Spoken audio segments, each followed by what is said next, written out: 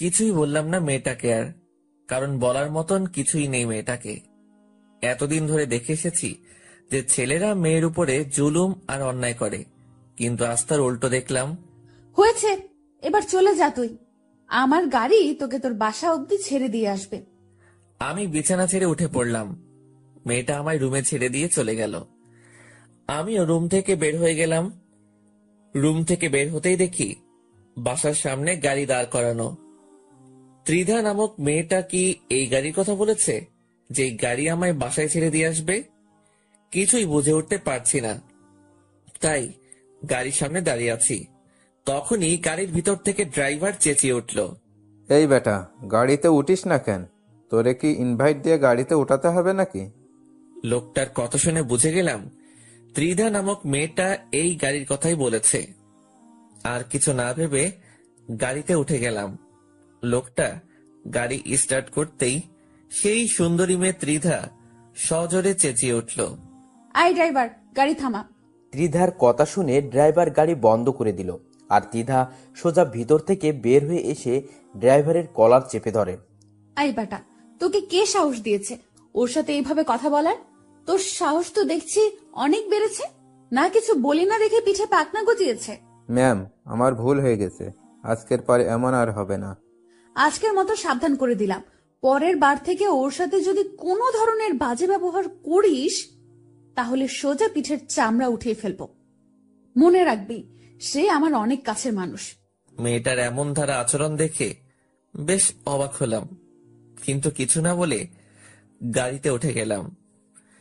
Driver গাড়ি drive করে আমায় বাসায় ছেড়ে দিয়ে আসলো।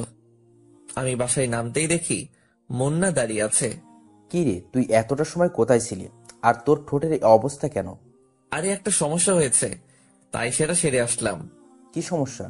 শহরে আসলি 2 দিন হলো না, তার মাঝে সমস্যায় জড়িয়ে গেলি? আরে না, তেমন কোনো সমস্যা না। আচ্ছা বাদ দে এখন ওসব কথা, আগে বল কলেজের কি অবস্থা। আমি অ্যাডমিশন করিয়ে দিয়েছি তোকে, কাল থেকে কলেজ শুরু করিস। আচ্ছা। বাট একটা কথা মাথায় রাখিস, কলেজে অনেক সমস্যায় পড়তে হবে তোকে। একটা মেয়ে আছে কলেজে, সে খুব ডেঞ্জারাস। আর তাছাড়া সিনিয়র কিছু আছে যারা অল টাইম র্যাগিং দেয়, তাদের থেকেও একটু সাবধানে থাকিস। আর পরোক্ষভাবে কারোর সাথে ঝামেলা করিস না। আরে সমস্যা নেই, আর আমি কার সাথে ঝামেলা করব?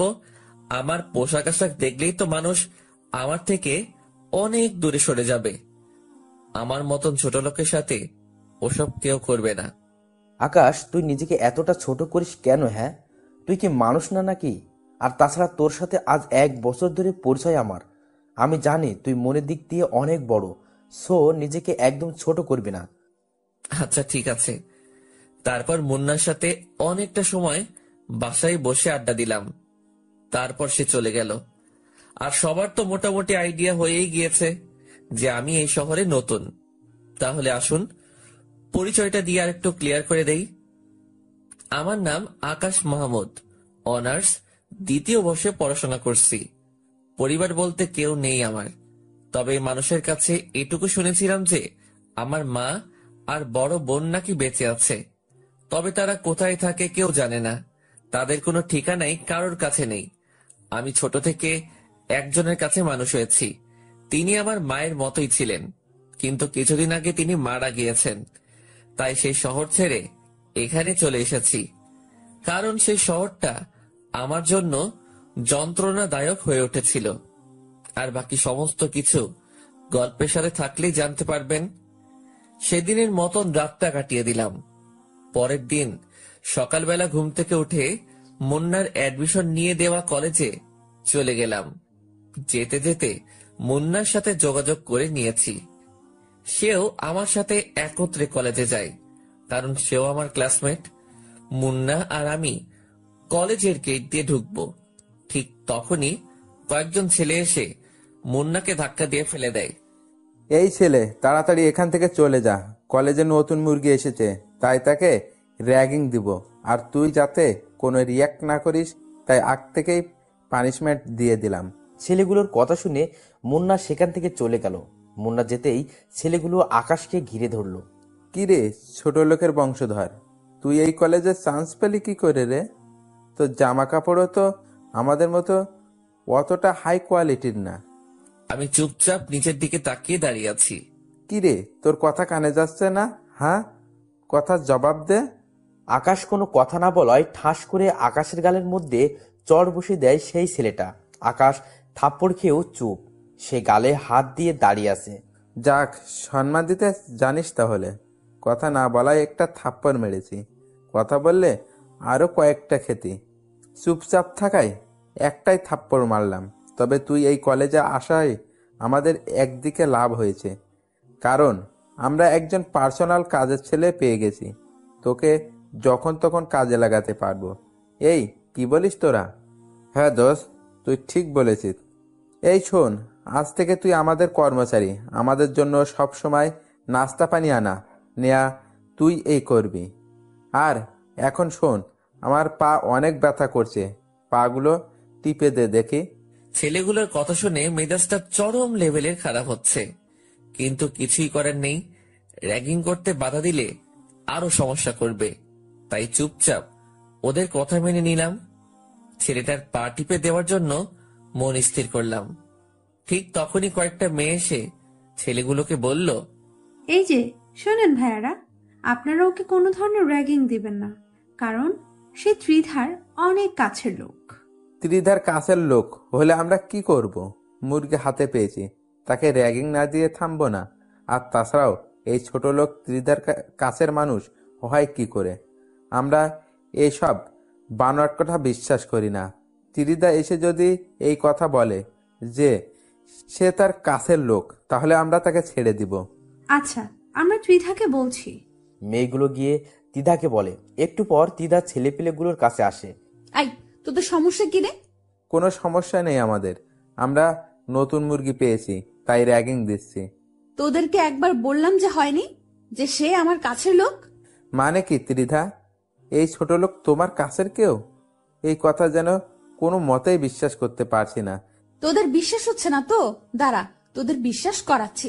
তিধা আকাশের কাছে এসে ওকে জড়িয়ে ধরে সবার সামনে তার ঠোঁটের মধ্যে কিস বসিয়ে দেয়। এই দৃশ্য দেখে পুরো কলেজ হাঁ করে তাকিয়ে আছে আকাশ আর তিধার দিকে। পুরো কলেজের সকলকেই তাক লাগিয়ে দিয়েছে তিধার এমন কর্মকাণ্ড।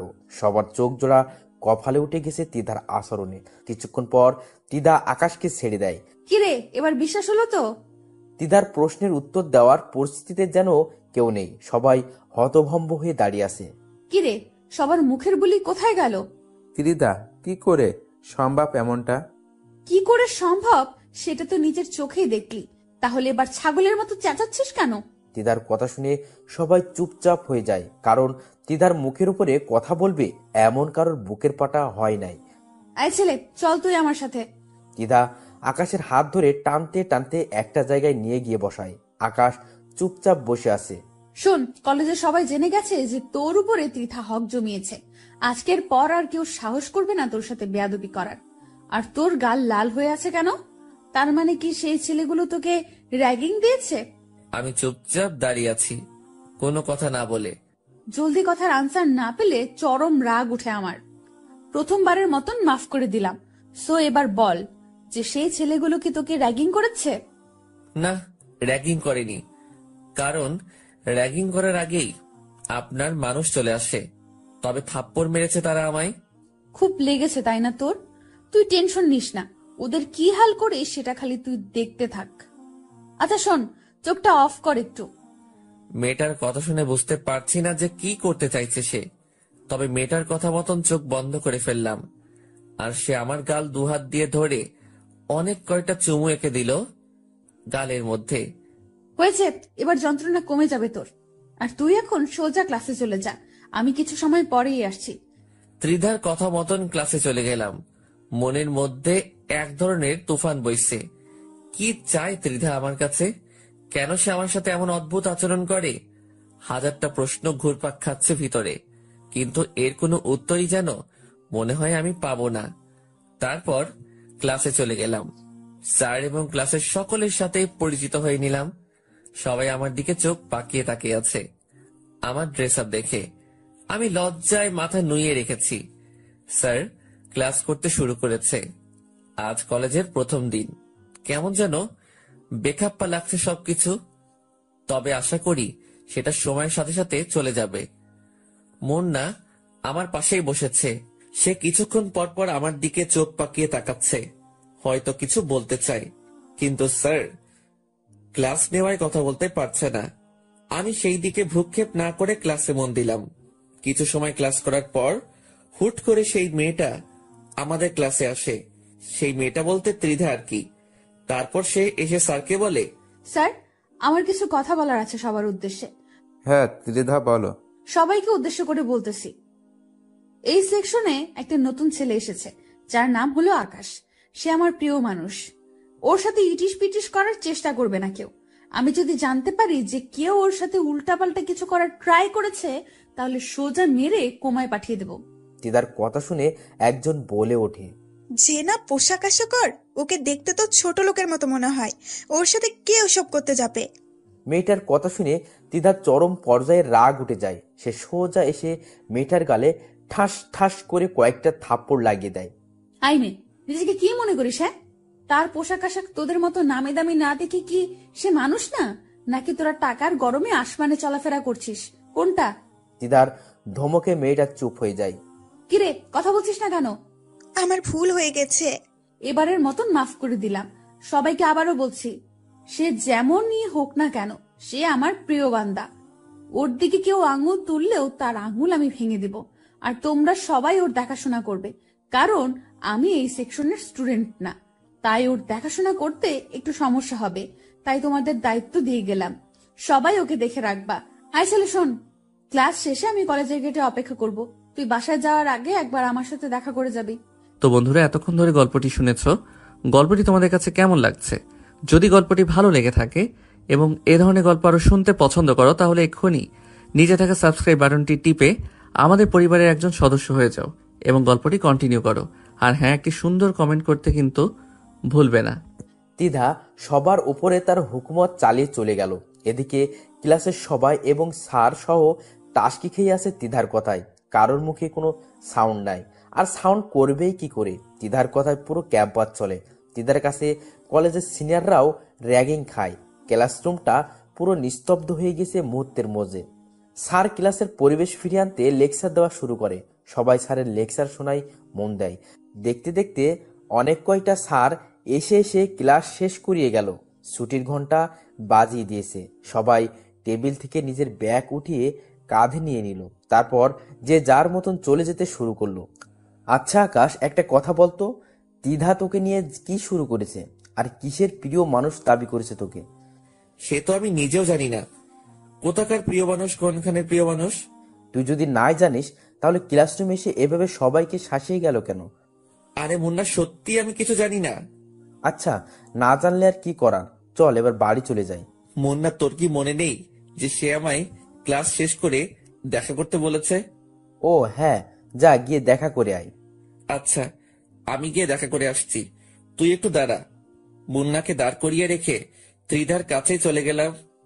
কলেজের মোট দুটো গেট, একটা দিয়ে আমরা বের হব, আরেকটা দিয়ে সেই সুন্দরী ত্রিধা নামক মেয়েটা বসে আছে। ত্রিধার কাছে যেতেই বড় ধরনের একটা শক খেলাম। ত্রিধা সেই ছেলেগুলোকে মেরে সারা শরীরে মায়ের ছাপ টুকে দিয়েছে। শুধু তাই নয়, ছেলেগুলোর শরীরে কোনো কাপড়ই নেই, শুধু আন্ডারওয়্যার পরে সবাই লাইন ধরে দাঁড়িয়ে আছে। কি হলো তো তোদের শাস্তি? বলেছিলাম না ওদের অবস্থা আমি খারাপ করে দেব? সো দেখ, দিয়েছি ওদের অবস্থা খারাপ করে। তোর গালে থাপ্পড় দেওয়ার ফল ওরা পেয়েছে। মেয়েটার কথা শুনে বুকটা ধড়ফড় করছে। কি করে সম্ভব এসব? সে কলেজের সবার উপরে নিজের হুকুম মতো চালাচ্ছে। কেউ ভয়ে তার মুখের উপরে একটা কথাও বলছে না। সবকিছু যেন মাথার উপর দিয়ে যাচ্ছে আমার। কিরে, কথা বলছিস না যে? আচ্ছা থাক, কথা বলতে হবে না। তুই একটা কাজ কর, তুই গা থেকে শার্টটা খুলে ফেল। ত্রিধার কথা শুনে চমকে উঠলাম। কি সব বলছে এই মেয়ে আমাকে? আমি চুপ করে দাঁড়িয়ে আছি। কিরে, কথা কানে জানি তোর? তোকে বলেছি গা থেকে শার্টটা খুলতে। আমার অনেক লজ্জা লাগছে, প্লিজ আমাকে এভাবে শাস্তি দিয়েন না। আমি কোনো ভুল করে থাকলে আপনি আমার গায়ে হাত তুলতে পারেন। আকাশের কথা শুনে তিধা এবার সেই রকমের রেগে যায়।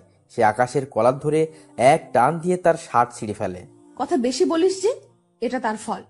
ভালোই ভালোই আমার কথা শুনলে এমনটা করতে হতো না আমাকে। সো এবার দেখি, আমার কাছে আয়।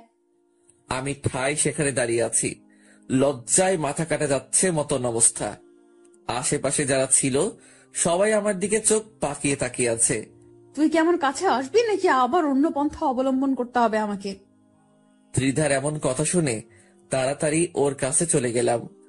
না হয় এবার কি করে বসবে কে জানে। তার কাছে যেতেই সে আমার কোমরে তার 2 হাত দিয়ে পেঁচিয়ে ধরলো। তারপর বুকের মাঝখান বরাবর পাগলের মতন চুমু খেতে শুরু করলো। যাদেরকে ত্রিধা শাস্তি দিয়েছে তারা চোখ পাকিয়ে তাকিয়ে আছে আমাদের দিকে। তখনই ত্রিধা বলে ওঠে, আই, তোরে এদিকে তাকিয়ে তাকিয়ে কি দেখছিস? হ্যাঁ, জীবনে কি আর কোনোদিন রোম্যান্স দেখিসনি মনে হয়? তাড়াতাড়ি সব কয়টা চোখ নামা, না হয় সব কয়টা চোখ তুলে নিব একদম। ত্রিধার ঝাটকি খেয়ে ছেলেগুলো নজর ফিরিয়ে নেয়। আর ত্রিধা আমার বুকে চুমু খাওয়া বাদ দিয়ে নিয়ে ব্যাগ খুলে একটা নতুন শার্ট বের করে। এই শোন, এটা তোর জন্য কিনে এনেছি একটু আগে। কাল থেকে এটা পরেই কলেজে আসবি।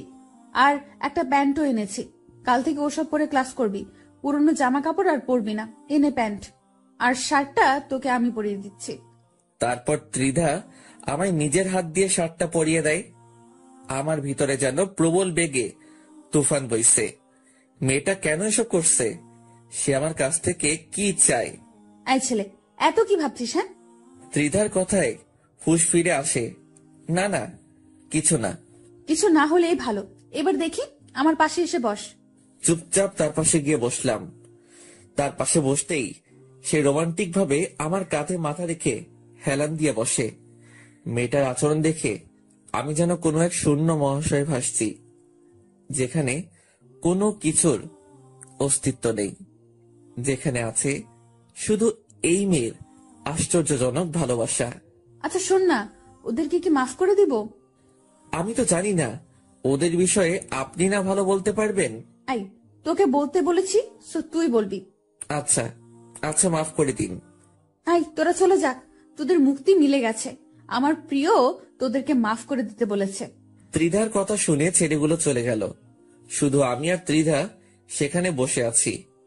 ঠিক তখনই হুট করে পেছন থেকে কেউ একজন এসে আমাকে ধাক্কা মারে। আমি সেভাবে প্রস্তুত না থাকায় ধাক্কার প্রেসারে মাটির উপরে গিয়ে ছিটকে পড়লাম। আমার সাথে সাথে ত্রিধাও পড়ে গেল। মাটি থেকে উঠে ঘাড় ঘুরে পিছনে তাকাতেই অবাক হয়ে গেলাম, কারণ যে আমায় ধাক্কা দিয়েছে সে আর কেউ না, সে হলো মুন্না। কিন্তু সে হঠাৎ আমায় এভাবে ধাক্কা দিয়ে ফেলে দিল কেন? এটার রহস্যই যেন খুঁজে পেলাম না। মুন্না, কি করলি এটা তুই? আকাশ, সরি, আই এক্সট্রিমলি সরি। বিশ্বাস কর, আমি ভেবেছিলাম যে তুই আমায় না জানিয়ে অন্য কারের সাথে ইটিস পিটিস করছিস, কিন্তু আমি জানতাম না যে এটা আমাদের কলেজের সেই লিডার মেয়ে। আর তাছাড়া আমি মস্কারি করে ধাক্কা দিয়েছি, আমি ভাবতেও পারিনি যে তোরা এভাবে পড়ে যাবি। মুন্না, এভাবে কেউ মস্কারি করে? হ্যাঁ, কারোর যদি কোনো ক্ষতি হয়ে যেত তখন কি করতি? সত্যি আমি বুঝতে পারিনি রে। আচ্ছা থাক, হয়েছে। আমি ত্রিধার দিকে হাত বাড়িয়ে দিলাম তাকে মাটি থেকে ওঠানোর জন্য, কিন্তু সে আমার সাপোর্ট না নিয়ে মাটি থেকে উঠে দাঁড়িয়ে গেল আর মুন্নার দিকে অগ্নি দৃষ্টিতে তাকিয়ে আছে। আমার বুঝতে বাকি রইল না যে ত্রিধা এখন মুন্নাকে কাঁচা গিয়ে খেয়ে ফেলবে। ত্রিধা হুট করে দৌড়ে গিয়ে পাশে পড়ে থাকা একটা কাঠের টুকরো নিয়ে আসলো। তারপর সে তেড়ে ফুড়ে মুন্নার দিকে এগিয়ে যায়। এই জানোয়ারের বাচ্চা, তুই কোন সাহসে এসে ধাক্কা দিয়েছিস আমাদেরকে? আমার ভুল হয়ে গেছে, প্লিজ আমায় মাফ করে দিন। তোর মাফের গুষ্টি মার। বলে তিধা ধরম করে একটা বাড়ি বসিয়ে দেয় মুন্নার শরীরে। মুন্না বাড়ি খেয়ে সাথে সাথে দৌড়ে গিয়ে আকাশের পিছনে লুকায়। আকাশ, প্লিজ তুই আমাকে বাঁচা, আমি ভুল করে এমনটা করেছি, আর কোনোদিনও এমন কিছু করব না আমি। এই যে প্লিজ, আপনি ওকে মাফ করে দিন। সে বুঝতে পারে নাই, না বুঝে এমনটা করেছে। এই ছেলে, চুপ একদম। ওকে আজকে আমি জন্মের শিক্ষা দিয়ে ছাড়বো, আর তুই সরে যা ওর সামনে থেকে, না হয় কিন্তু তোকেও মেরে হাড়গোড় ভেঙে ফেলবো। প্লিজ আপনি শান্ত হন। এই, তোর শান্তর গুষ্টি মারি। রাখ তোর শান্ত তোর কাছে। তিধা আজকে পুরোপুরি খেপে গিয়েছে। সে দৌড়ে গিয়ে মুন্নাকে আবার মারতে শুরু করে। আকাশ যে তাকে বাধা দিচ্ছে সেটাতেও সে মানছে না। সে মুন্নাকে মারতে মারতে মাটিতে ফেলে দেয়। ত্রিধার এমন রাগ দেখে আকাশের বুঝতে বাকি নেই যে আজ খারাপ কিছু ঘটবে। না, মেয়েটাকে থামানো দরকার, কিন্তু কি করে থামাবো তাকে? মাথায় যেন কিছুই কাজ করছে না, মাথায় পুরো জটলা পেকে গেছে। তৎক্ষণাৎ আর কিছু না পেয়ে ত্রিধাকে পেছন থেকে গিয়ে ঝাপটে জড়িয়ে ধরলাম। 2 হাত দিয়ে তাকে পেঁচিয়ে নিয়ে শক্ত করে জড়িয়ে ধরেছি। মেয়েটার সারা শরীর আগুনের মতন হিট হয়ে আছে। এই ছেলে, তুই আমাকে ছেড়ে দে। ওকে না কেলালে আজকে শান্তি আমার লাগবে না। না, আমি আপনাকে ছাড়বো না। প্লিজ, আপনি আগে শান্ত হন। মেয়েটাকে নিজের শরীরের সমস্ত শক্তি দিয়ে জড়িয়ে ধরেছি, কিন্তু সে আমার থেকে ছাড়া পাওয়ার আপ্রাণ চেষ্টা করছে। কিন্তু আমি তো তাকে ছাড়বো না। তবে সেও নাছোড়বান্দা, সেও তার কাজ চালিয়ে যাচ্ছে। শেষমেশ আর কিছু না পেয়ে ত্রিধার ঠোঁট জোড়ায় নিজের ঠোঁট বসিয়ে দিলাম। এবার সে শান্ত হয়ে গেল। অন্যদিকে মুন্নাকে হাত দিয়ে ইশারা করে চলে যেতে বলতেছি। সে আমার ইশারা মতন সেখান থেকে চলে যায়। এদিকে ত্রিধা পুরো পাগল হয়ে গিয়েছে।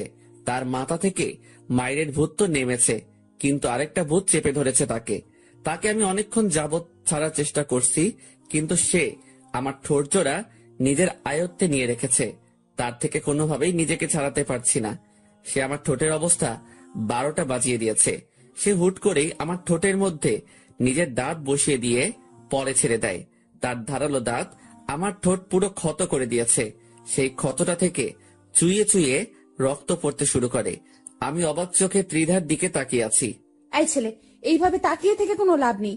সবে মাত্র তোর ঠোঁটে স্পর্শ করেছি, এখনো তোর সারা শরীর বাকি আছে।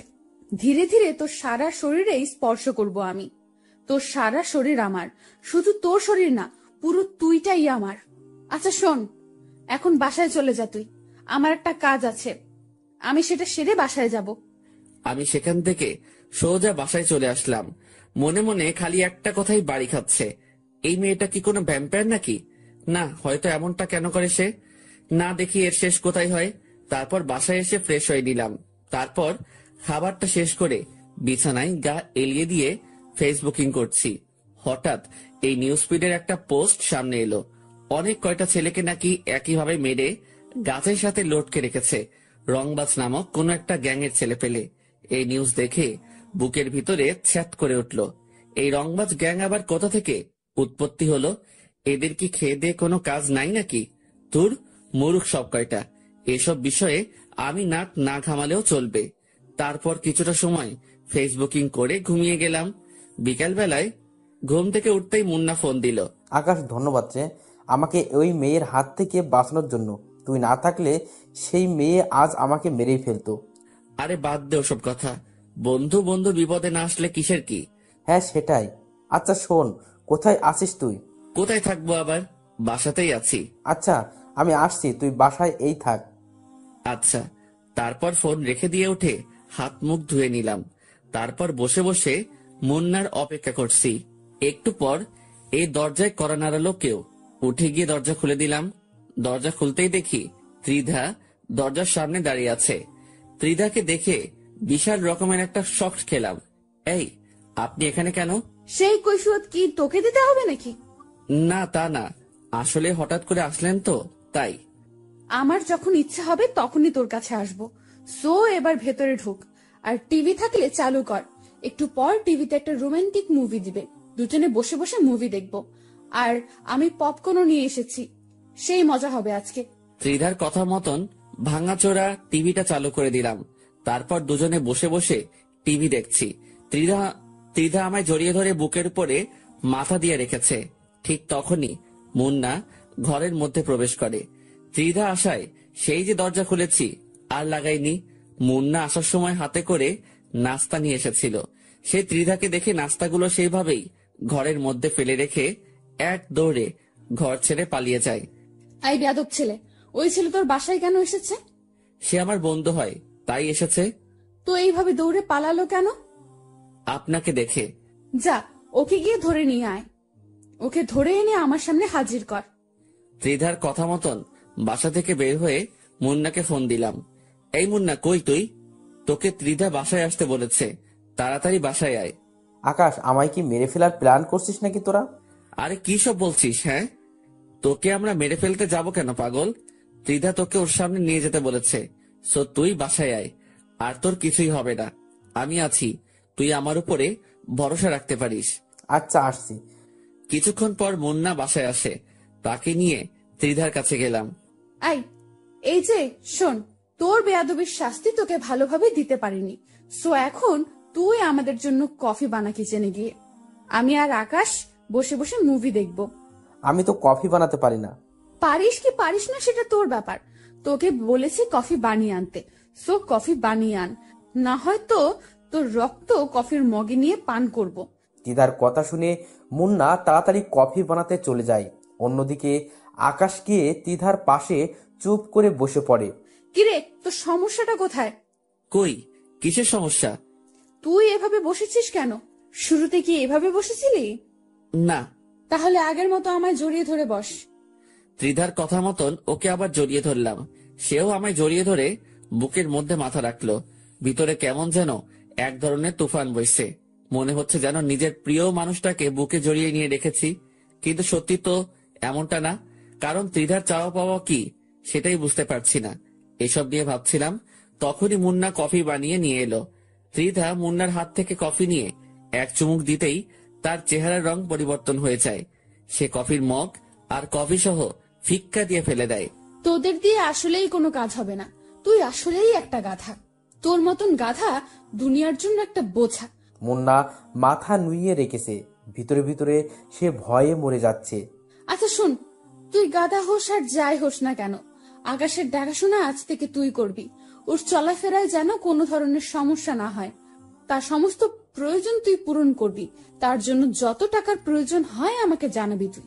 দিদার কথা শুনে আকাশ আর মুন্না দুজনেই তাজ্জব হয়ে যায়।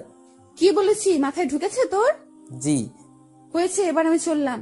আর আকাশ, তুই কালকে তাড়াতাড়ি কলেজে চলে আসবি, আমি অপেক্ষা করব কলেজে। আচ্ছা।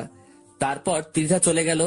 মুভি শেষ না করেই ত্রিধা যাওয়ার পর অনেকটা সময় মুন্না আর আমি আড্ডা দিলাম বলতে ত্রিধার বিষয় নিয়েই কথা বলেছি। তারপর রাতে মুন্নাও চলে যায়। পরের দিন সকালবেলায় উঠে ফ্রেশ হয়ে কলেজে চলে গেলাম। রিক্সা করে কলেজে যাচ্ছি, প্রায় পৌঁছে গিয়েছে কলেজে। হঠাৎই দেখি কালকে সেই ছেলেগুলো পথ আটকে দাঁড়িয়ে আছে, যাদেরকে তৃষা মেরেছিল। সেই ছেলেগুলো প্লাস আরো অনেক ছেলে পেলে আছে তাদের সাথে, সবার হাতে লাঠি সোটা। তাদেরকে দেখে আমি রিক্সা থেকে নেমে গেলাম। মামুর বেটা, আজ তোকে পেয়েছি। তোর জন্য গতকাল ত্রিধার কাছে মার খেয়েছি আমরা, সো আজ তার প্রতিশোধ নিব। আজ তোকে জমের দ্বারে পাঠাবো, দাঁড়া তুই দেখি আজ তোকে কে বাঁচায় আমাদের হাত থেকে। আমি চুপচাপ দাঁড়িয়ে আছি, আর সামনে প্রায় 20 থেকে 25 জন ছেলে পেলে দাঁড়িয়ে দাঁড়িয়ে ভাবছি কি করব। এখান থেকে কি দৌড়ে পালিয়ে যাব, নাকি তাদেরকে প্রতিঘাত করব। ঠিক তখনই তাদের থেকে একটা ছেলে বলে ওঠে, এই মার শালাকে।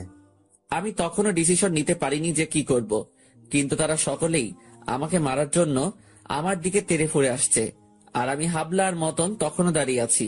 কিন্তু হঠাৎ করে ছেলেপেলেগুলো আমার দিকে এগিয়ে না এসে উল্টো রাস্তা ধরে দৌড়াতে শুরু করলো। কিরে, কি হয়েছে ওদের? কিছুই তো বুঝে আসছে না, কাকে দেখে তারা এমন উল্টো দৌড়াচ্ছে। আমি কৌতূহল করে পিছনে ফিরতেই দেখি ত্রিধা প্রায় শতাধিক ছেলেপেলে নিয়ে আমার পিছনে দাঁড়িয়ে আছে। এই ভয়াবহ দৃশ্য দেখে কলিজার পানি যেন মুহূর্তের মধ্যেই শুকিয়ে গেছে আমার। অন্যদিকে যারা আমায় মারতে এসেছিল তারা দড়ি ছেঁড়া গরুর মতন ছুটাছুটি করছে। কে কোন দিক দিয়ে পালাবে দিশকুল পাচ্ছে না। তখনই ত্রিধা চেঁচিয়ে উঠল, এই তোরা সব কয়টাকে ধরে এনে আমার সামনে হাজির কর। তিধার কথা মতন তার ছেলেপিলেগুলো তাদের পিছনে ছুটে যায় যারা পালাতে ধরেছে, আর তিধা এসে আকাশের সামনে দাঁড়ায়। এই ছেলে, তুই ঠিক আছিস তো? হ্যাঁ, আমি ঠিক আছি। ভাগ্যিস, আর একটু দেরি করলে অনেক বড় সমস্যা হয়ে যেত। আল্লাহ বড় বাঁচিয়েছে তোকে, যে আমি সময় মতো চলে এসেছি। কিন্তু ওদেরকে আমার হাত থেকে কেউ বাঁচাতে পারবে না। আমার ছেলে পেলে ওদেরকে ধরে আনতে গেছে, ওদের পিঠের চামড়া আমি আজকে তুলে ফেলবো। তিধা আকাশের সামনে দাঁড়িয়ে আছে। তিধার ছেলেপিলেরা একটু পর ফিরে আসে। আপু, ওদের একটাকে ধরতে পেরেছি, বাকি সব কয়টা পালিয়ে গেছে। আচ্ছা, সমস্যা নেই, যাকে ধরে এনেছিস আগে তার হিসেব নিকেশ করি। ওর সাথে এমন হিসেব নিকেশ করব যে বাকি সব কয়টা ওর অবস্থা দেখে শুধরে যাবে। আমি চুপচাপ ত্রিধার সাথে দাঁড়িয়ে আছি, আর ত্রিধার আগে ফসফস করছে। তার উপরে যেন কোনো ভয়ঙ্কর পিশাচিনি ভর করেছে। সে তার দলের ছেলে একটা থেকে হকি নেয়। তারপর যাকে ধরে এনেছে তাকে গণহারে মারতে শুরু করে। মারতে মারতে সারা শরীর ফাটিয়ে ফেলেছে তার। তারপর সে ছেলেটাকে ছেড়ে দিয়ে তার লোকদের বলে, এই তোরা বেটাকে একদম চিরতরে পঙ্গু করে দেন। আমি আমার খায়েশ মিটিয়ে নিয়েছি। আচ্ছা আপু, আমরা দেখছি। ওকে। আই আকাশ, চল তুই আমার সাথে। ত্রিধা আমাকে তার সাথে করে নিয়ে আসলো। তারপর সেখান থেকে নিয়ে এসে সোজা কলেজে চলে গেল। শোন, সোজা ক্লাসে যাবি, একদম কারোর সাথে কোনো রকমের মাখামাখি করবি না। আর কোনো সমস্যা হলে আমাকে ডাক দিবি, মনে থাকবে কথা? আচ্ছা। তারপর ক্লাসে চলে আসলাম, কিন্তু মনের ভিতরে বিশাল রকমের খুশি লাগছে যে কেউ আমার জন্য নিজের সমস্তটা বাজি রাখতে পারে, কেউ আমাকে মৃত্যুর মুখ থেকে ছিনিয়ে আনতে পারে। ত্রিধা নামক মেয়েটাকে মনে ধরে গেছে। আচ্ছা, মেয়েটা কি আমাকে ভালোবাসে? না হলে এমন করে কেন? ভিতরে ভিতরে হাজারটা প্রশ্ন ঘুরপাক খাচ্ছে। তবে আমার দিক থেকে আমি ঢুলে পড়েছি, সেটা আমি শিওর। না, এই মেয়েটাকে আমার চাই। ওর মতন মেয়ে কারো লাইফে থাকলে মৃত্যুও সেই ব্যক্তির কাছে আসতে ভয় পাবে। মনে মনে কিছু একটা ভেবে নিলাম। তারপর ক্লাসে মন দিলাম। স্যার লেকচার দিচ্ছে, কিন্তু আমার মন অন্যদিকে। দেখতে দেখতে ক্লাস শেষ হয়ে গেল। আজ মন না ক্লাসে আসেনি। আমি চুপচাপ ক্লাস শেষ করে বের হয়ে গেলাম। ক্লাস থেকে বের হতেই দেখি ত্রিধা অনেক কয়জন মেয়ের সাথে গেটের সামনে বসে আছে। সে আমাকে দেখতে পেয়েই ডাক দিল, আয় আকাশ, এদিকে আয়। আমি সোজা চলে গেলাম তার কাছে, গিয়ে তার পাশে চুপচাপ বসে পড়লাম। সে আমায় ব্যাগ থেকে পানির বোতল বের করে দিল। নে এটা খা, অনেক সময় তো ক্লাস করে এসেছিস। আমি ভদ্র ছেলের মতন পানির বোতলটা হাতে নিয়ে গটগট করে সবটা খেয়ে ফেললাম। ত্রিধার সাথে মেয়েগুলো আমার দিকে তাকিয়ে আছে। আয় ছেলে, তুই এতগুলো পানি খেলি কোন কারণে? নাস্তাগুলো খাবি কি করে এখন? আমি চুপচাপ মেয়েটার দিকে তাকিয়ে আছি। এইভাবে তাকিয়ে লাভ নেই। পানি খেয়েছিস তো খেয়েছিস, নাস্তা শেষ করার আগে যদি উঠেছিস তাহলে সোজা খবর করে দেব। নে খা, হা কর এবার।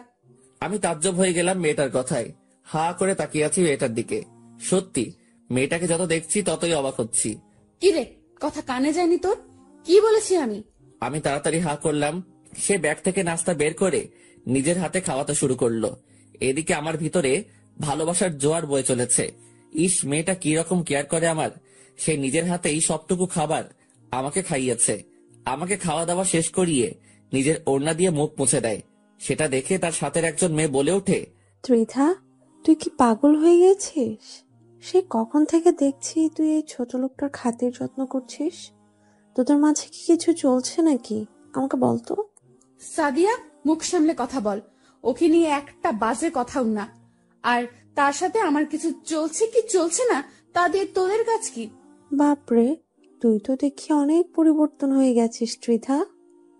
এই ছেলে কি এমন জাদু করেছে তোকে? তুই আমাদের সাথে এভাবে কথা বলছিস? সাদিয়া, আবারও বলছি, মুখ সামলে। আর তোরা এখন যা এখান থেকে, ওর সাথে আমার কিছু কাজ আছে। ওকে, ঠিক আছে, চলে যাচ্ছি। কিন্তু মনে রাখিস, এই ছেলে তোর মান ইজ্জত ডুবাবে। সেটা সে সময় দেখা যাবে, এখন তোরা যা তো। আমি ত্রিধার ব্যবহার দেখে হা করে তাকিয়ে আছি তার দিকে। যেই মেয়ের এত পাওয়ার, সেই মেয়ে আমার মতন একটা ছেঁচড়ার পিছনে ঘুরছে। শুধু তাই নয়, সেই মেয়ে আমার জন্য তার ফ্রেন্ডদেরও পিছু দিতে দুবার ভাবিনি। তার মানে কি মেয়েটা সত্যি আমাকে ভালোবাসে, না এটার পিছনে কোনো ধরনের চক্র চলছে? কে জানে। না, এটা যাচাই বাছাই আমাকে করতেই হবে। আয় ছেলে, কোথায় হারিয়ে গেলি তুই? না, কোথায় হারাবো? দেখি, আর একটু কাছে এসে বস, আমি একটু নেশা করব। মেয়েটার কথার আগামাথা কিছু বুঝলাম না, তবে আমি তার সামনে গিয়ে বসেছি। সে হুট করেই ঠোঁট জোড়াই স্পর্শ করে বসে। মেয়েটার এমন ধারা কাজ দেখে বুঝতে বাকি রইল না যে সে এটাকেই নেশা বলেছে। মেয়েটা চুমু খেয়ে চলেছে, কিন্তু আজ আমিও চুপ নেই। আমিও আজ তার সাথে সাড়া দিচ্ছি। এতদিন সে আমায় প্রেসার দিয়ে আমার ঠোঁটে স্পর্শ করেছে, কিন্তু আমি কোনো সাড়া দেইনি। কিন্তু আজ কেন জানি তার উল্টো করলাম। আজ তার মোহে পড়ে গেছি। পাগলের মতন চুমু খাচ্ছি দুজন দুজনকে, কিন্তু হুট করে সে আমাকে ধাক্কা দিয়ে সরিয়ে দিল। আয় ছেলে, বাসায় চলে যা তুই। না, আমি যাব না। যাবি না মানে? আমি আপনাকে জড়িয়ে ধরবো। কি পাগল হয়ে গেছিস মনে হয়? না, আমার মতন মাথায় সিট তরুণ নড়ে গেছে। সে যাই হবে হোক, আমি জড়িয়ে ধরবো। কথা যেটা বলেছিস সেটাই। সোজা এখন বাসায় চলে যাবি তুই। আচ্ছা আচ্ছা ঠিক আছে, যাচ্ছি আমি। তারপর চলে আসতে ধরলাম সেখান থেকে, কিন্তু মেয়েটা আমায় পিছন থেকে ডাক দিল। আয় আকাশ, শোন। দৌড়ে চলে গেলাম তার কাছে। নে, জড়িয়ে ধর একটু, তারপর সোজা বাসায় চলে যাবি। ত্রিধার কথা শুনে খুশিতে নাগিন ড্যান্স দিতে ইচ্ছা করছে। তাড়াতাড়ি ত্রিধাকে জড়িয়ে ধরলাম। কিছুক্ষণ জড়িয়ে ধরে সেখান থেকে চলে আসলাম। ত্রিধার কথা মতন সোজা বাসায় এসেছি। বাসায় এসে সেভাবে শুয়ে পড়লাম। শরীর অনেক ক্লান্ত লাগছে আজকে, আর তাছাড়া খেয়েই তো এসেছি। সেভাবেই ঘুমিয়ে পড়লাম। এক ঘুমে মাগরিবের সময় উঠেছি। ঘুম থেকে উঠে হালকা পাতলা ফ্রেশ হয়ে নিলাম। তারপর পড়তে বসলাম, কিন্তু পড়ায় মন বসছে না। ভিতরে খালি একটাই জিনিস সেট হয়ে আছে, সেটা হলো ত্রিধা। ওকে ঘিরেই মনের সব বাসনা এখন আমার। না, যেমনটা ভেবেছি তেমনটাই করব। হালকা পাতলা প্ল্যান মোতাবেক কাজ করলাম। দেখি কপালে কি আছে। তারপর পড়া বই খাতা উঠিয়ে রেখে সেখানে ঘুমিয়ে পড়লাম। পরের দিন সকালবেলায় ঘুম থেকে উঠে কলেজে চলে গেলাম। গিয়ে দেখি মুন্না গেটের সামনে দাঁড়িয়ে আছে, কিন্তু ত্রিধাকে কোথাও দেখলাম না। হয়তো এখনো আসেনি। মুন্নাকে বললাম, মুন্না, তোর সাথে তো ত্রিধা মোটামুটি ফ্রি হয়েছে, তুই এই কাগজটা ত্রিধাকে দিবি সে আসলে। আমি ক্লাসে চলে গেলাম, কারণ আমার লজ্জা করছে কাগজটা দিতে। না হয় আমি দিতাম। কি আছে এতে আকাশ? আরে তেমন কিছু না, তুই খালি এটা ওর হাতে দিলেই হবে। দেখিস উল্টোপাল্টা কিছু হলে কিন্তু পরে আমাকে কেলাবে। আরে না, কিছুই হবে না, সে একটু পরেই আসবে। তুই এটা দিয়ে সোজা ক্লাসে চলে আসবি। আমি ক্লাসে আছি। মুন্নার হাতে কাগজটা দিয়ে ক্লাসে চলে গেলাম। অনেকটা সময় ধরে ক্লাসের ভিতরে অপেক্ষা করছি, কিন্তু মুন্না আসছে না। ঠিক তখনই অনেক কয়টা ছেলে ক্লাসের ভিতরে ঢুকে পড়ে। তারপর তারা আমার কাছে এসে আমার কলার ধরে টানতে টানতে ক্লাসরুমের বাহিরে নিয়ে যায়। আমি কিছুই বুঝে উঠতে পারছি না যে কি হচ্ছে। তারা আমাকে ক্লাসরুম থেকে বের করে কলেজ মাঠে নিয়ে গিয়ে ইচ্ছে মতন মারতে শুরু করে। এই, তোমরা আমাকে মারছো কেন? তোমরা কি জানো যে ত্রিধা যদি একবার এই খবর পায় তাহলে তোমাদের কি অবস্থা হবে? আকাশের কথা শুনে ছেলেপিলেগুলো হাসতে শুরু করে। হাসালি ভাই তুই? ত্রিধা আপু তোকে মারতে পাঠিয়েছে, বলেছে তোকে মেরে তোর হাত পা ভেঙে ফেলতে। কি, ত্রিধা আমায় মারতে তোমাদের পাঠিয়েছে? হ্যাঁ, তিনি তোকে মারতে পাঠিয়েছে। আকাশ ছেলেপিলেগুলোর কথা শুনে চমকে ওঠে। ঠিক সেই সময় তিদা সেখানে আসে। কি রে কুকুরের বাচ্চা, তোর সাথে একটু ভালো ব্যবহার করেছি বলে তুই ধরে নিয়েছিস যে আমি তোকে ভালোবাসি? হ্যাঁ, আপনি তো আমাকে ভালোই বাসেন, না হয়তো আমার কেয়ার করতেন না। আকাশের কথা শুনে তিধা আরো ক্ষেপে যায়। সে পা থেকে জুতো খুলে আকাশের গালে ইচ্ছে মতন অনেক কয়টা বাড়ি বসিয়ে দেয়। ছ্যাচড়ার বাচ্চা, সেসব কোনো ভালোবাসা ছিল না। সেসব আমি একজনের সাথে বাজি ধরে করেছি। বাজি বলতে একটা গেম খেলছিলাম, সেখানে আমি ডেয়ার নেওয়ায় আমার ফ্রেন্ড আমাকে বলে যে তুই চোখ অফ কর, তারপর চোখ খোলার পর ফার্স্ট যাকেই চোখের সামনে দেখতে পাবি তাকেই পটিয়ে দেখাতে হবে। তার থেকে প্রেমের প্রপোজাল নিতে হবে। সেদিন চোখ খোলার পর তুই সামনে চলে এসেছিস, তাই তোর থেকে প্রপোজাল পাওয়ার জন্য এসব করতে হয়েছে আমাকে। না হয়তো তোর মতন 2 টাকার ছেলেকে কে ভালোবাসতে যাবে। আসলে ভুলটা আমারই ছিল যে আমি নিজের স্ট্যাটাস ভুলে গিয়ে তোর মতন ছ্যাচড়ার সাথে এতদিন চলেছি। না হয়তো তোর মতন ছোট লোক কোনোদিনও আমাকে এই প্রপোজ লেটার দিতে পারতো না। যদিও কি ফিনিশ করেছি, কিন্তু তোর থেকে প্রপোজাল পেয়ে ঘৃণা লাগছে অতিরিক্ত মাত্রায় নিজের কাছে। নিজেকে ভালো করে একবারও আয়নায় দেখেছিস কখনো? নাচতে নাচতে এসেছিস আমাকে প্রপোজ করতে। কোথায় তুই আর কোথায় আমি? আমি হলাম শহরের নাম করা রংবাজ গ্যাংয়ের লিডার, যার পেছনে হাজার হাজার ছেলে ঘুরে। তাছাড়া আমার বাবাও শহরের নামি দামি লোক। আর তুই সেই মেয়েকে প্রপোজ করতে চলে এসেছিস জানোয়ার। মার তোরা বেটাকে, মেরে একদম সারা শরীর ফাটিয়ে ফেলবি ওর। ত্রিধার কথা শুনে কলিজার পানি পুরো শুকিয়ে গেছে। নিজের কাছে নিজেকে এতটা অসহায় লাগছে যা বলে বোঝাতে পারবো না। কিন্তু সে কাজটা ভালো করলো না, আর সে আমায় গ্যাংয়ের পাওয়ার দেখাচ্ছে যে সে রংবাজ গ্যাংয়ের লিডার। অথচ আমি যদি একবার নিজের ফুল ফর্মে চলে আসি তাহলে সে নিজেই কবর খুঁড়ে নিজেকে নিজেই দাফন করে দিবে। ছেলেপেলেগুলো আমার বেধড়ক মারতে শুরু করে, আর আমি অসহায়ের মতন মায়ের খেয়ে চলেছি। মুন্না পাশেই দাঁড়িয়ে আছে। সে আমায় বাঁচানোর জন্য যে এগিয়ে আসবে সেই সাহস সে করতে পারছে না। তারা আমায় মারতে মারতে সারা শরীর ফাটিয়ে ফেলে, তাও তাদের খায়েশ মিটেনি। আমি পাগলের মতন মাটির উপরে পড়ে গেলাম। এখনই যেন জ্ঞানটা হারিয়ে ফেলবো আমি। ঠিক তখনই একটা ছেলে আমার তলপেট বরাবর সজোরে এক লাথি মারে। লাথিকে মাগো বলে চিৎকার করে উঠলাম। এত ভয়ঙ্কর রকমের যন্ত্রণা হচ্ছিল যে টিকতে না পেরে বমি করে দিলাম। তারা আমার এই ভয়াবহ অবস্থা দেখে মুক্ত করে দিল আমাকে। আই থাক, আর মারিস না ছোট লোকটাকে, না হয়তো পরে সোজা উপরেই চলে যাবে, তারপর আরেক বিপদ বাঁধবে তখন। ত্রিধার কথা মতন ছেলেপিলেগুলো মার বন্ধ করে দেয়। তারপর তারা চলে যায়। তারা চলে যেতেই মুন্না দৌড়ে আসে আকাশের কাছে। এই আকাশ, ঠিক আছিস তো তুই? দেখি, উঠে দাঁড়া। মুন্না আকাশের হাত ধরে তাকে মাটি থেকে উঠায়। এই আকাশ, তোর অবস্থা তো বেশি একটা ভালো না, চল তোকে নিয়ে হসপিটালে যাই। তার কোনো প্রয়োজন নেই, তুই ক্লাসে চলে যা, আর আমি বাসায় চলে যাচ্ছি। এই আকাশ, তুই কি পাগল হয়ে গেলি? হ্যাঁ, তোর শরীরের অবস্থা একবারও দেখছিস তুই? মুন্না, আমি তোকে বলেছি তুই ক্লাসে চলে যা। না, আমি ক্লাসে যাব না। আমি এখান থেকে তোকে নিয়ে সোজা হসপিটালে যাব। এই মুন্না, তোকে আমি বলেছি হসপিটালে যেতে, তুই তারপরেও আমার মুখের উপরে কথা বলছিস কোন সাহসে? খুব জোর চেঁচিয়ে বলে। মুন্না আকাশের ভয়ঙ্কর চেহারা দিকে ভয় পেয়ে যায়। আচ্ছা আচ্ছা, আমি ক্লাসে যাচ্ছি, কিন্তু প্লিজ তুই সোজা গাড়ি নিয়ে বাসায় চলে যা। হ্যাঁ, আমি বাসায় চলে যাব, তুই এখন ক্লাসে যা। আচ্ছা, চললাম। মুন্না ক্লাসে চলে গেল, আর আমি সেখান থেকে চলে আসলাম। মাথা যেন চরকির মতন ঘুরপাক খাচ্ছে। সচ্ছলভাবে হাঁটার শক্তিটাও হারিয়ে ফেলেছি, কিন্তু তাও আমি নিজের জোরে কলেজ থেকে বেরিয়ে গেলাম। কারণ এত পরিমাণ লজ্জা লাগছে নিজের কাছে, যা বলে বোঝাতে পারবো না। তারা যখন আমায় মেরেছে তখন পুরো কলেজ আমার দিকে চোখ পাকিয়ে তাকিয়েছিল।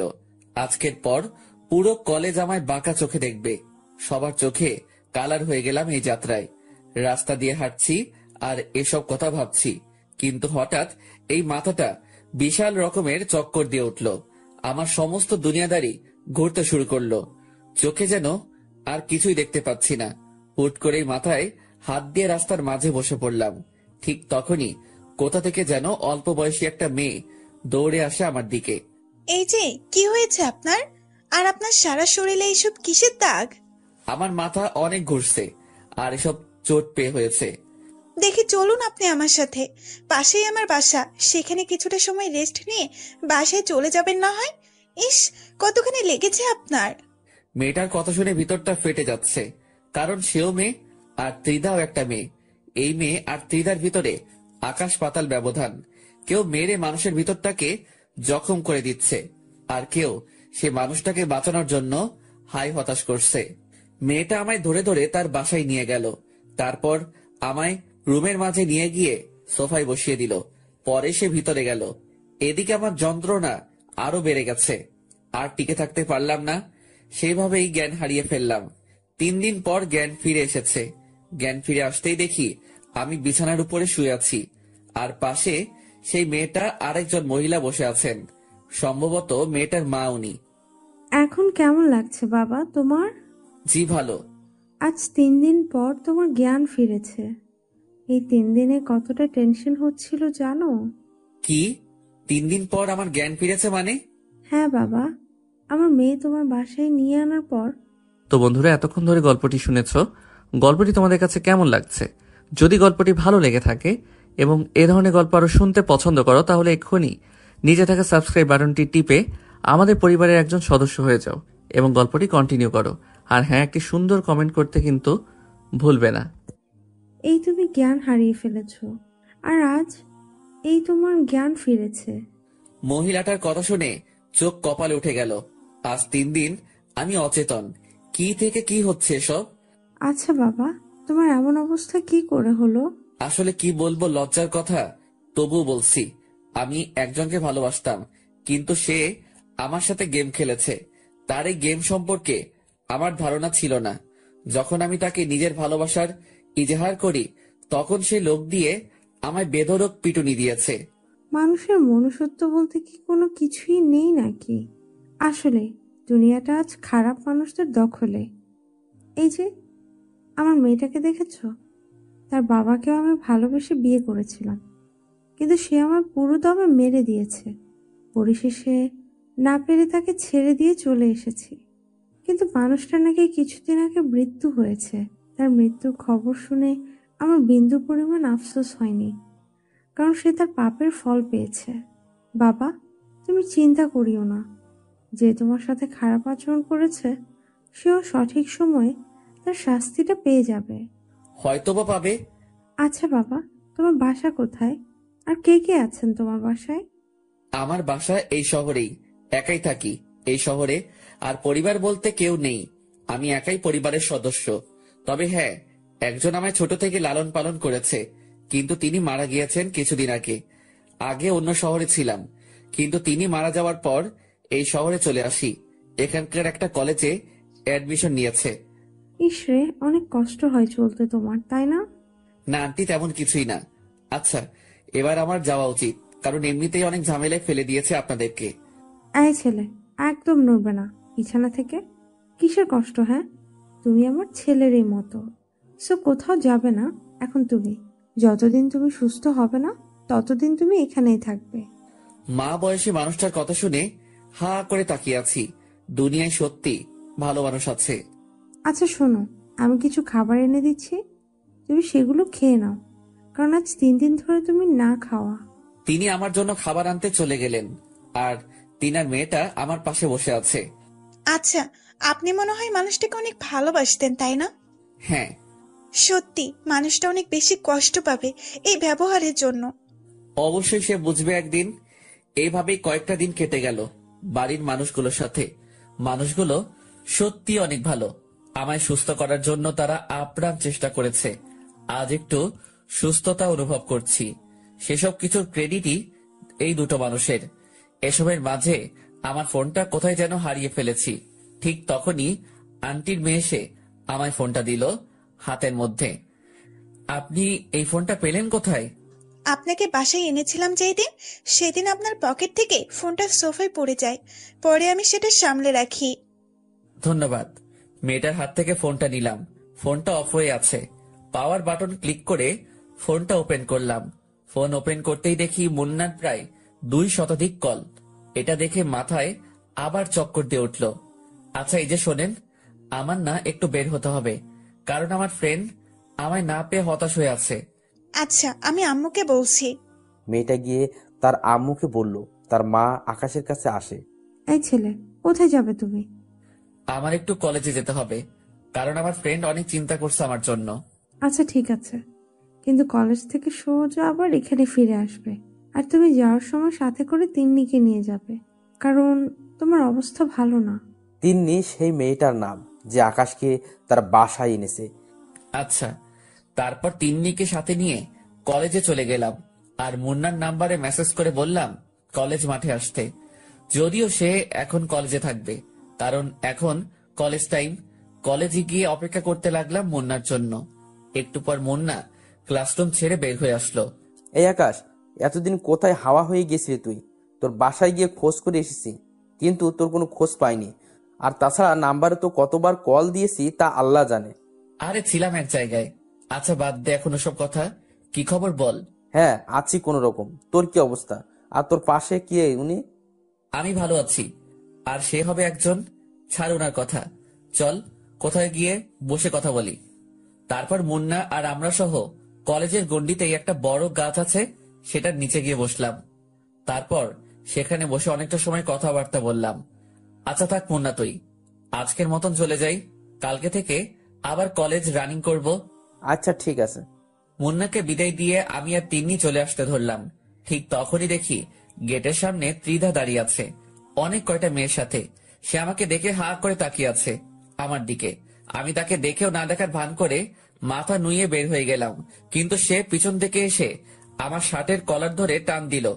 কিরে ছোট লোক, তুই আবারও এই কলেজে? তোর কি লজ্জা শরম বলতে কিছুই নেই নাকি? না মার খেয়েও তোর শিক্ষা হয়নি কোনটা?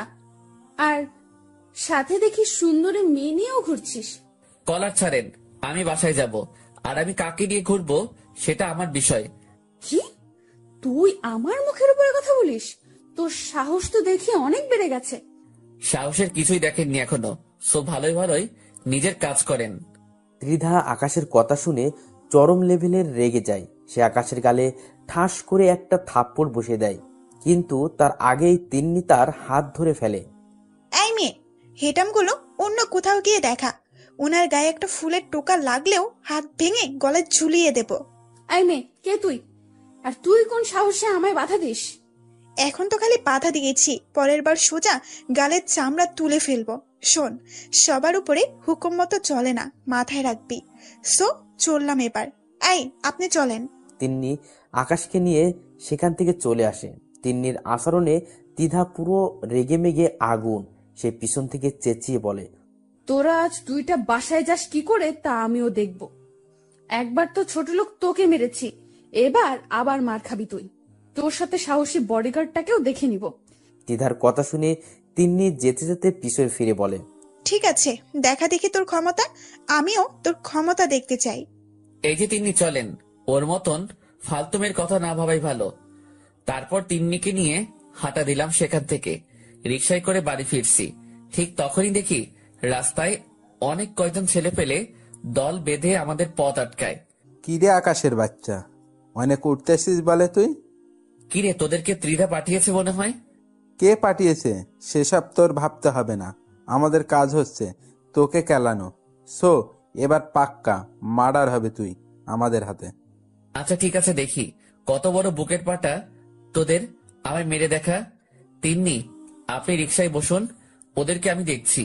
আকাশের কথা শুনে ছেলেপিলেগুলো আরো খেপে যায়। বেশ কয়েকজন ছেলেপিলে তেড়ে ফুড়ে আসে আকাশকে মারার জন্য। আকাশ চুপচাপ দাঁড়িয়ে আছে। যেই না ছেলেপিলেগুলো আকাশের সামনে আসে, তখনই সব কয়টা লাশ হয়ে মাটির উপরে আসলে পড়ে। এই দৃশ্য দেখে সবাই থতমত খেয়ে যায়। বিশেষ করে যারা আকাশকে মারতে আসে, তাদের কলিজার সমস্ত পানি যেন শুকিয়ে গেছে। তারা বুঝে উঠতে পারছে না যে কি ঘটছে তাদের সাথে। যেই সামনে এগোচ্ছে আকাশকে মারার জন্য, সেই মরা লাশ হয়ে মাটিতে পড়ে আছে। কিরে, মারবি না তোরা আমায়? আয়, মার দেখি এবার তোরা। এই ছেলে, কি চাল চলেছিস তুই? তাড়াতাড়ি বল আমাদের, না হয় কিন্তু অনেক খারাপ হয়ে যাবে। আরে শোন, আমার কোনো চাল চালার প্রয়োজন হয়নি। চাল চালার আগেই তোদের অনেকের অবস্থা নরকে পরিণত হয়ে গেছে। আর চাল চাললে তো এখন আমার সাথে দাঁড়িয়ে কথা বলার পরিস্থিতিতে থাকতে পারতি না। মানে কি? কে তুই? আর আমাদের ছেলেপেলের এমন ভয়ঙ্কর অবস্থা হচ্ছে কেন? আমি কে সেটা শুনলে তোরা নিজেরাই আজরাইলকে ডেকে এনে বলবি তোদের জান কবজ করে দিয়ে যেতে। তুই কিন্তু অতিরিক্ত করে ফেলছিস, এর ফল কিন্তু তোকে ভোগ করতে হবে। আর তুই আমাদের কিছু সংখ্যক ছেলেকে মেরে নিজেকে মহান কিছু দাবি করিস না। মনে রাখিস, এখনো আমার পিছনে অনেক কয়জন ছেলেপেলে দাঁড়িয়ে আছে। আরে পাগলা, তুই আমাকে ছেলে পেলের পাওয়ার দেখাচ্ছিস না? চুপ করে আছি দেখে পেয়ে বসেছিস কোনটা? যেমনটা ভাবিস তুই, কিন্তু এটা পাকাপোক্তভাবে লিখে রাখ যে আজ আমার ছেলেপেলের হাতেই তোর মৃত্যু হবে। আচ্ছা ঠিক আছে, সে না হয় তুই মারিস আমাকে, কিন্তু একবার ভালো করে নিজের পিছনে তাকিয়ে দেখতো। আকাশের কথার মতন ছেলেটা পিছনে ফেরে, কিন্তু সে পিছনে ফিরতেই তার নজর সেদিকে আটকে যায়। কারণ সে দেখতে পায় যে তার ছেলেপেলের পিছনে বিশাল একটা রাক্ষসের দল দাঁড়িয়ে আছে। সব কয়টার হাতে মেশিন, যেই মেশিন তারা বাপের জন্মেও চোখে দেখেনি। কিরে, কিছু দেখতে পেলি? আকাশের কথা শুনে ছেলেটা জায়গায় দাঁড়িয়ে থরথর করে কাঁপতে শুরু করে। ভাই, কে তুই? আর দানবের মতো ছেলেপেলে গুলো কে?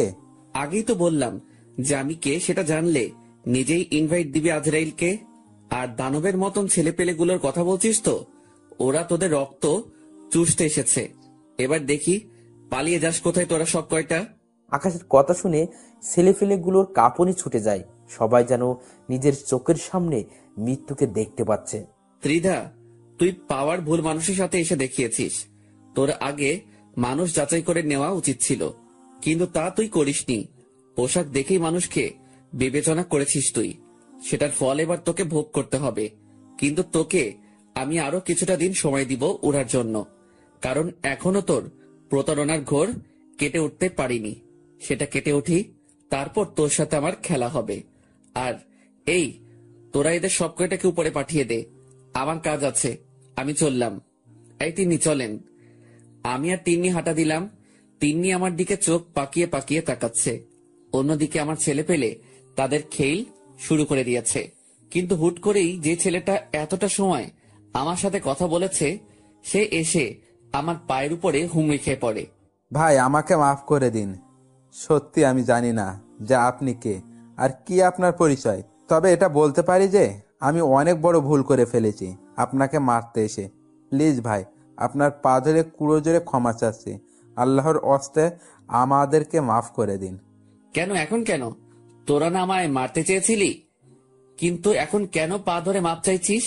ভাই, আমরা আপনাকে চিনতে পারিনি। আমি শিওর যে আপনি অনেক বড় মাপের কেউ হবেন। না হয়তো আপনার জন্য এত মানুষ কখনোই আসতো না। আর তাছাড়াও যারা এসেছে তাদেরকে দেখে মানুষ বলে মনে হচ্ছে না। তাদেরকে দেখেই মনে হচ্ছে যেন তারা কোনো বনের হিংস্র হায়েনা। তারা রক্তের নেশায় বন ছেড়ে লোকালয়ে উঠে এসেছে। ভাই প্লিজ, আপনার পা দুটো ধরে মাফ চাচ্ছি। আজকের পর কোনোদিন আর এই দুঃসাহস করব না। আচ্ছা ঠিক আছে, যা, মাফ করে দিলাম। কিন্তু কিন্তু কি কিন্তু ভাই? একটা শর্তে মাফ করব। ভাই, আপনি একবার মুখ ফুটে বলেন, খালি আমরা আপনার সব শর্তে রাজি। তুই এখন ত্রিধাকে ফোন দিয়ে বলবি যে আকাশকে শেষ করে দেওয়া আমাদের সাহসে কুলোয়নি। সো আপনার বিষয়ে আপনি দেখেন, আমরা আর নাই এসবের মাঝে। তারপর ফোন কেটে দিবি। ভাই, এক্ষুনি আমি ফোন লাগাচ্ছি। ছেলেটা ফোন লাগিয়ে দিয়ে দিদাকে সেম কথা বলে যা আকাশ তাকে শিখিয়ে দিয়েছে। ভাই, এবার তো আমাদের ক্ষমা করে দিবেন। হ্যাঁ, তোদের ক্ষমা করে দিয়েছি। এই, তোমরা আর কেউ ওদেরকে মেরো না। ওদের হিসাব নিকাশ এখানেই শেষ। আর শোন, তোদেরকে যেন এসবের মাঝে আর কোনোদিন না দেখি। আর যারা এখন আমায় মারতে এসে নিজেকে শেষ করেছে, তাদের লাশ জানাজা দিয়ে মাটির নিচে দাফন করে দিবি। ভাই, আপনার হুকুম যেমন করেছেন আমরা তেমনই পালন করব। আকাশের কথা মতন ছেলেপিলেগুলো তাদের সহপাঠীদেরকে নিয়ে চলে যায়, আর আকাশের ছেলেপিলেরাও চলে যায়। এদিকে আকাশ রওনা হয় তিন্নিকে নিয়ে বাসার উদ্দেশ্যে। যেতে যেতে তিন্নি আকাশকে জিজ্ঞাসা করে, আচ্ছা, আমার কিছু জানার ছিল। হ্যাঁ বলেন। আচ্ছা, আপনি কে বলেন তো? আর এত ছেলে পেলে আপনার পক্ষ হয়ে আসলো, তার মানেটা তো বুঝলাম না। সত্যিটা বলবো না মিথ্যা বলবো? অবশ্যই সত্যিটা বলবেন। আমি ঘুমিয়ে যাওয়া কোনো ভয়ঙ্কর চিতাবাঘ, যার পিছনে হাজার হাজার ছেলে পেলে কাজ করত। কিন্তু এখন সেসব কিছুতেই নেই। এখন একদম সাধারণ জীবনযাপন করছি। আর ছেলেপেলেগুলো আমার খবর পেয়ে এসেছে। ঘুমিয়ে যাওয়া ভয়ঙ্কর চিতাবাঘ বলতে কি বোঝালেন ঠিক বুঝলাম না। আর হাজার হাজার ছেলে পেলে কেন আপনার জন্য কাজ করতো? সেসব না হয় পরে কোনো এক সময় জানতে পারবেন। এখন চলেন, বাসায় যাই। আচ্ছা ঠিক আছে, চলেন। তিন্নিকে নিয়ে বাসায় চলে আসলাম। তিন্নির মা আর তিন্নি কেমন যেন আপন হয়ে গিয়েছে আমার। এই দুজন মানুষকে যখন ছেড়ে যাব আমি, তখন হয়তো মনের মধ্যে বিশাল পাহাড় সমান কষ্ট নিয়ে যেতে হবে। এসব ভাবতে ভাবতে বাসায় চলে আসলাম। বাসায় যেতেই দেখি আন্টি খাবার দাবার রেডি করে রেখেছে। মানুষটা একদম আমার লালন পালন করা মায়ের মতন। ওনাকে দেখেই কেমন যেন মায়ের ফিল আসে। শুধু তাই নয়, অনেক কষ্ট হয় তাদের এই অবস্থা দেখে। স্বামী নেই, কতটা কষ্ট করে জীবনযাপন করছে তিনারা। মনে মনে ঠিক করে নিলাম যে এখান থেকে যাওয়ার আগে ওনাদের জন্য কিছু একটা করে যাব। বাসায় এসে ফ্রেশ হয়ে খেতে বসলাম। আন্টি খাবার বেড়ে দিচ্ছে। আন্টি, আপনি আর তিন্নিও আমাদের সাথে খেতে বসেন। না বাবা, অনেক কাজ আছে, সেই সব শেষ না করে খাওয়া দাওয়া করা হবে না। আরে বাদ দিন না কাজ, আগে আমার সাথে খেয়ে নিন দুটো করে, পরে না হয় কাজ শেষ করবেন। দরকার হয় আমিও আপনার কাজে সাহায্য করব। বাবা সত্যি, তুমি লক্ষ্মী একটা ছেলে। তোমায় কে গর্ভে ধরেছে জানি না, তবে বড়াই করে বলতে পারি যে সেই মা সার্থক। হয়েছে, এবার তো খেতে বসুন। হ্যাঁ বাবা, বসছি। এই তিন্নি, খেতে আয় তুই, আজ তিনজন মিলে একসাথে খাবো। সবাই মিলে একসাথে খেতে বসলো। এভাবেই দেখতে দেখতে ওনাদের সাথে দিনটা কাটিয়ে দিল আকাশ। পরের দিন সকালে উঠে কলেজে চলে গেলাম। কলেজে যেতেই দেখি ত্রিধা গেটের সামনে দাঁড়িয়ে আছে। সে হয়তো আমার জন্যই অপেক্ষা করছিল এতটা সময়। আমি কলেজের গেট দিয়ে প্রবেশ করতেই সে আমার কলার ধরে টেনে কলেজের এক সাইডে নিয়ে যায়। জায়গাটা অনেক নীরব, কলেজের কারোর তেমন যাতায়াত নেই এই পথে। সে আমায় সেখানে নিয়ে গিয়ে হুট করে আমাকে ধাক্কা দিয়ে মাটির উপরে ফেলে দেয়। কিরে, তুই আমার ছেলে পেলেকে শাসিয়ে এসছিস কোন সাহসে? নেতা হয়ে গেছিস তুই? হ্যাঁ, তুই আমায় চিনিস বেয়াদবের বাচ্চা? আমার আশেপাশে দাঁড়ানোর যোগ্যতাও তো তোর নেই, ছোট লোক কোথাকার। আমার বাবা শহরের নামি দামি লোক, আর তুই এসে আমার সাথে টক্কর নিস? আকাশ দিদার কথা শুনে মুস্কি মুস্কি হাসছে, কিন্তু ত্রিধার রাগ উঠে যায় আকাশের আচরণে। সে আকাশের বুকে পাড়া দিয়ে তার কপালে পিস্তল ঠেকিয়ে ধরে। অন্যদিকে আকাশ মাটিতে অসহায়ের মতন পড়ে আছে। তার যেন প্রাণভোমরা মুখ দিয়ে বের হয়ে যাবে মতন অবস্থা। ত্রিধার শরীরের সমস্ত শক্তি দিয়ে আকাশের বুকে পাড়া দিয়ে ধরেছে। ত্রিধা, তুমি কি আমায় মেরে ফেলবে? হ্যাঁ, মেরে ফেলতে চেয়েছিলাম, কিন্তু এখন কেন যেন মারতে ইচ্ছে করছে না তোকে। তবে কারণটা হয়তো তুই ভালো করে জানিস, যে তোর ঠোঁট জোড়া দেখলে আমি আর নিজেকে সামলে রাখতে পারি না। তো এখন কি করবে তুমি? মারলে একদম চিরতরে মেরে ফেলো তুমি আমায়। প্লিজ আমায় বাঁচিয়ে রেখে যন্ত্রণাগুলো আরো লাঘব করে দিও না। এই ছেলে, আমি কি করব সেটা তুই আমার উপরে ছেড়ে দে। তবে এখন তোর উপরে অত্যাচার করব আমি, আর তুই আমাকে তুমি করে বলছিস কোন সাহসে? আকাশ তিধার কথা শুনে চুপ হয়ে যায়, আর তিধা পিস্তল কোমরে গুজে আকাশের উপরে ঝাঁপিয়ে পড়ে। সে আকাশের ঠোঁট জোড়ায় নিজের ঠোঁট বসিয়ে দিয়েছে। মুহূর্তের মধ্যেই যেন তিধার হায়নার রূপ ধারণ করে নিয়েছে। সে আকাশের ঠোঁট কামড়ে ক্ষত বিক্ষত করে দিয়েছে। শুধু তাই নয়, আকাশের গলায় বুকে তার ভয়ঙ্কর দাঁতগুলোকে বসিয়ে দেয়। তিধা আকাশের যেই অঙ্গে স্পর্শ করেছে সে অঙ্গ থেকেই চিরচির করে রক্ত বেরোচ্ছে। এদিকে আকাশ তিধার এই ভয়ঙ্কর আচরণ সহ্য করতে না পেরে যন্ত্রণায় ছটফট করতে করতে জ্ঞান হারিয়ে ফেলে। তিধা আকাশের এমন অবস্থা দেখে তাড়াতাড়ি তাকে ছেড়ে দেয়। তারপর ব্যাগ থেকে পানি বোতল বের করে আকাশের উপরে ছিটিয়ে দেয়। অনেকক্ষণ পর আকাশের জ্ঞান ফিরে আসে। সে আবার আকাশের উপর ঝাঁপিয়ে পড়ে। আজ তোর ধৈর্যের বাহিরে গিয়ে তোর উপরে অত্যাচার করব। কিন্তু আকাশ এবার আর চুপ করে থাকে না। সে শরীরের সমস্ত শক্তি দিয়ে তিধাকে ধাক্কা মারে। তারপর মাঠ থেকে উঠে দাঁড়িয়ে যায়, আর তিধা ধাক্কার টাল সামলাতে না পেরে মাটির ওপরে গিয়ে আছড়ে পড়ে। এই শরীর খেকর বংশধর, তুই নিজেকে কি মনে করিস? হ্যাঁ, বলেই ঠাস ঠাস করে কয়েকটা থাপ্পড় বসিয়ে দিলাম। অনেক অত্যাচার করেছিস, তাই এটা তোর প্রাপ্য। আর তোকে শুরুতেই বলেছি আমায় মেরে ফেল, কিন্তু তুই আমায় মারিসনি, বরং আমার কষ্ট আরো বাড়িয়ে দিয়েছিস। আর সেই কষ্টই এখন তোর জন্য কাল হবে। আজ তুই দেখবি আমার আসল রূপ। বলেই শরীর থেকে শার্টটা খুলে ফিক্কা দিয়ে মাটির উপরে ফেলে দিলাম। তারপর ত্রিধার উপরে ঝাঁপিয়ে পড়লাম অট্টহাসি একটা দিয়ে। হা হা হা হা হা।